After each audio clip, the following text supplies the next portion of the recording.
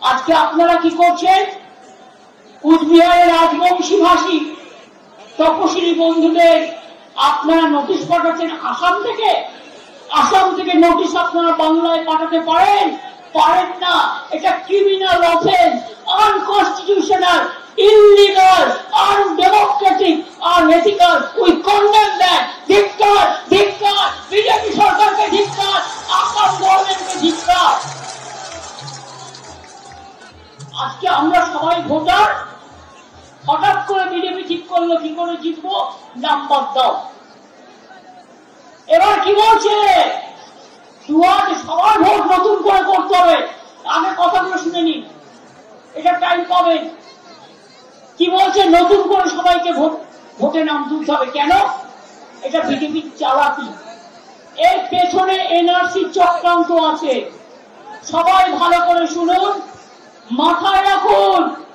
আসামে 7 লক্ষ বাঙালিকে বাদ দেওয়া হয়েছিল, যারা কিন্তু হিন্দু বাঙালিও ছিল। সংখ্যালঘুদের বাদ দিয়েছেন। আজকে রাজবংশী তপশিলি সম্প্রদায় কুচবিহারে নোটিশ পাঠাচ্ছেন। আলিপুরদুয়ারে তপশিলি শির পরিবার নোটিশ পাঠাচ্ছেন। মধ্যপ্রদেশের একটি ট্রাইবেল মেয়ে, তার বাড়ি মালদায়, তাকে বাংলাদেশে পাঠিয়ে দিয়েছেন। এত অত্যাচারী আপনারা বিজেপি, লজ্জা করে না? ছি ছি ছি, এনআরসি ছি ছি ছি। এই ভোটার লিস্টের নামে বিজেপি পার্টির লিস্ট তৈরি করে একটাও ভোটারের নাম যেন বাদ না দেয়, এটা মাথায় সবাইকে রাখতে হবে। ভুলে যান পার্টি, ভুলে যান রাজনৈতিক দল। আপনার ঠিকানা আপনাকে রক্ষা করতে হবে। সরকারি কর্মচারীকে ভয় দেখানো হচ্ছে। কালকে আমার 2 জন অফিসারকে নোটিশ পাঠানো হয়েছে, কিনা তাকে সাসপেন্ড করা হলো। আমরা বলি তোমার ইলেকশন এখন ডিক্লেয়ার হয়েছে? কোন আইনের বলে তুমি নোটিশ পাঠিয়ে দিচ্ছ, সাসপেন্ড করছো, আর বলে দিচ্ছ এফআইআর করতে হবে না? আমি কারো কোনো পানিশমেন্ট করতে দেব না, এটা মাথায় রাখবেন। ভয় পাওয়ার কোনো কারণ নেই। বিজেপি রবীন্দ্রনাথ ঠাকুর গান্ধীজি কে নিয়ে একটা কবিতা লিখেছিলেন, সেখানে লাস্ট লাইন ছিল, ভয় না পেলে ভয় দেখাবে কাকে। আজকে কি বলছে? তুমি অফিসারদের ভয় দেখাচ্ছ, পুলিশকে ভয় দেখাচ্ছ। শুনুন, আপনাদের প্রোটেক্ট করার দায়িত্ব আমাদের। আমরা আপনাদের রক্ষা করব জীবন দিয়েও। কোনো চিন্তা করবেন না, কেউ হতাশ হবেন না। 2 মাসের জন্য ইলেকশনে আপনারা আসেন, আবার উড়ে চলে যান বসন্তের কোকিলের মতো। এখন ইলেকশনের অনেক দেরি আছে, 8 মাস দেরি আছে। এখন থেকে সাসপেন্ড করতে শুরু করেছেন হরিদাস সব, কিচদাস সব, বিজেপির বন্ডেড লেবারেরা, বিজেপির বন্ডেড লেবার। লজ্জা করে না? তুমি তোমার ক্ষমতা জানো না? অমিত শাহ দালালি করছো চেয়ারে বসে, আর হোম মিনিস্টার নিজেকে মনে করেন উনি যা বলবেন তাই হবে। বাবা সাহেব আম্বেদকরের কথা চলবে না, বিরসার কথা চলবে না, নজরুলের কথা চলবে না, স্বামীজির কথা চলবে না, নেতাজির কথা চলবে না, রবীন্দ্রনাথের কথা চলবে না। কে ভাই তোমরা? প্রতারণা করে তো জিতে এসেছো, মনে আছে? সিঙ্গেল মেজরিটি পাওনি, হঠাৎ করে ভোট বাড়িয়ে দিয়েছিলে 20%, 12 থেকে 20%।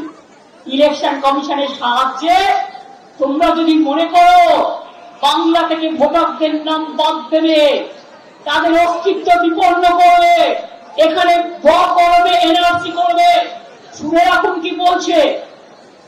যাদের বয়স 41, মনে রাখবেন 2002 এর লিস্ট বের করেছে। কত লোক মরে গেছে এর মধ্যে, আর কত লোক জন্মেছে? ঠিক তো? আমরা যখন ক্ষমতায় আসি তখনই ইনস্টিটিউশন ডেলিভারি ছিল 60%। আমিও গ্রামের বাড়িতে জন্মগ্রহণ করেছি। আমরা সব হোম ডেলিভারি। কোথা থেকে সার্টিফিকেট আসবে? আকাশ থেকে? স্কুলেরটাই চালাই। তো আজকে আপনারা কি বলছেন? 2002 এর পর আগে থেকে যারা জন্মেছে, মানে তার আগে ধরুন আমি অভিষেকের কথা বলছি জাস্ট বোঝবার জন্য, ও জন্মেছে 1987 সালে, তাহলে 2002 এর বয়স কত হলো? কত হলো? 3, ওদিকে হলো 10, 13, 3 এদিকে হলো 25 চলছে, 37 বছর ওর মোটামুটি জন্ম হয়ে। তার মানে মনে রাখবেন, ওকে বলছে তোমার বাবা মার বার্থ সার্টিফিকেট দাও। তার মানে কি, যার আজকে 41-42 বছর বয়স, তাদের বাবা মায়ের বার্থ সার্টিফিকেট নিয়ে আসতে হবে। কোথা থেকে নিয়ে আসবে? যারা বলছে তাদের বার্থ সার্টিফিকেট আছে তো, ও হোম মিনিস্টার অমিত শাহ, আমাকে গ্রেফতার করো। যদি আমি মিথ্যে কথা বলি, তোমার বার্থ সার্টিফিকেট কোথায়? তোমার বাবা মার বার্থ সার্টিফিকেট দেখাও, আগে তোমার বাবা মার বার্থ সার্টিফিকেট দেখাও, তারপরে বলো আমি এসান করে সবার নাম বাদ দেব। বিজেপির নেতারা যেদিন আসবে, আমরা আমাদের ধিক্কার মিছিল করব সারা বাংলা জুড়ে। আমি দেখতে চাই প্রত্যেকে রাস্তায় থাকবে। এত সাহস! পরশুদিন পার্টির মিটিং করে বলেছে, কি বলেছে? এছাড়া করেंगे, हम करेंगे, हम दिखा देंगे।